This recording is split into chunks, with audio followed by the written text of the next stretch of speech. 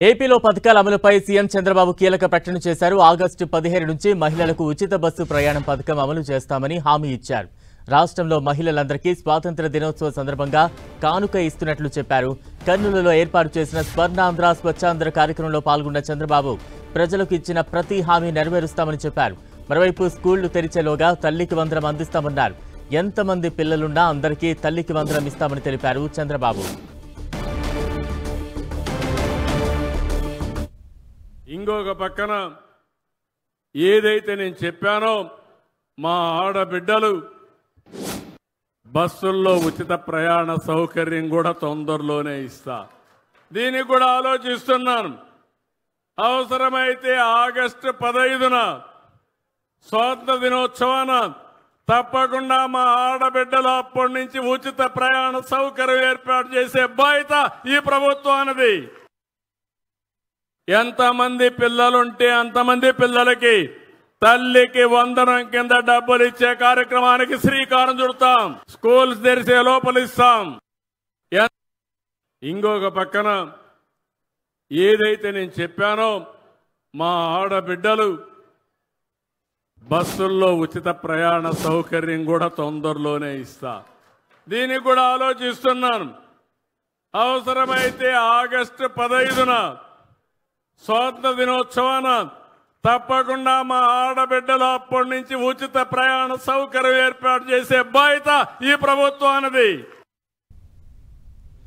పథకాల అమలుపై AP CM Chandrababu కీలక ప్రకటన చేశారు. తాజా అప్డేట్స్ అందించేందుకు మా ప్రతినిధి ప్రసాద్ సిద్ధంగా ఉన్నారు. ప్రసాద్. బలరాం, రాష్ట్ర ముఖ్యమంత్రి చంద్రబాబు నాయుడు కర్నూలు పర్యటనలో కీలకమైనటువంటి వ్యాఖ్యలు చేయడం జరిగింది. అదే విధంగా ఏదైతే సూపర్ 6 లో ఉన్నటువంటి హామీలకు సంబంధించి ఖచ్చితంగా అమలు చేస్తామని చెప్పడం జరిగింది. అందులో భాగంగా ఆగస్టు 15 నుంచి మహిళలకు ఉచిత బస్సు ప్రయాణం సౌకర్యం కల్పించే విధంగా చర్యలు తీసుకుంటున్నామని, అదే విధంగా వచ్చే అకాడమిక్ ఇయర్ లోనే ఎంతమంది పిల్లలుంటే అంతమందికి తల్లి వందనం అమలు చేస్తామని చెప్పడం జరిగింది.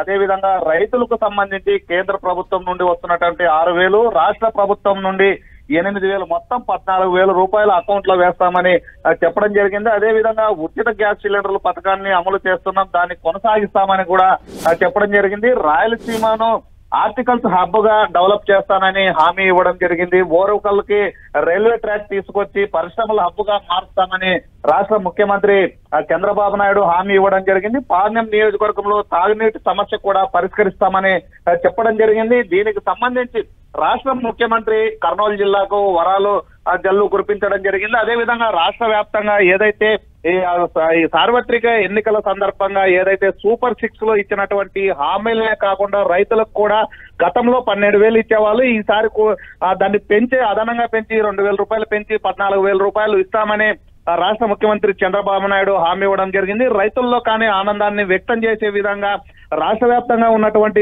రైతులు ఏదైతే కష్టపడుతున్నారో వారికి ఖచ్చితంగా 14,000 రూపాయలు ఇస్తామని చెప్పడం జరిగింది. కేంద్ర ప్రభుత్వం, రాష్ట్ర ప్రభుత్వం రెండూ కలిపి 14,000 ఇస్తామని చెప్పడం జరిగింది. అదే విధంగా ఓరుకల్లు పారిశ్రామిక వాడగా అభివృద్ధి చేస్తాము. గతంలో నేను ముఖ్యమంత్రిగా ఉన్న సమయంలో ఓరుకల్ని పారిశ్రామిక హబ్ గా మారుస్తామని అప్పుడు హామీ ఇవ్వడం జరిగింది. దాని ప్రకారమే ఈసారి మరింత డెవలప్ చేసే విధంగా ప్రయత్నం చేస్తామని ముఖ్యమంత్రి హామీ ఇవ్వడం జరిగింది. ఏదైతే డ్వాక్రా మహిళలకు కూడా అనేక హామీలు ఇవ్వడం జరిగింది. వారికి కూడా ఏదైతే ఇబ్బందులు గురవుతారో వాళ్ళకి ఎలాంటి ఇబ్బందులు లేకుండా ప్రత్యేకంగా చర్యలు తీసుకుంటామని చెప్పడం జరిగింది. డెవలప్మెంట్ లో మాత్రం దానికి రాజీ పడే ప్రసక్తే లేదు.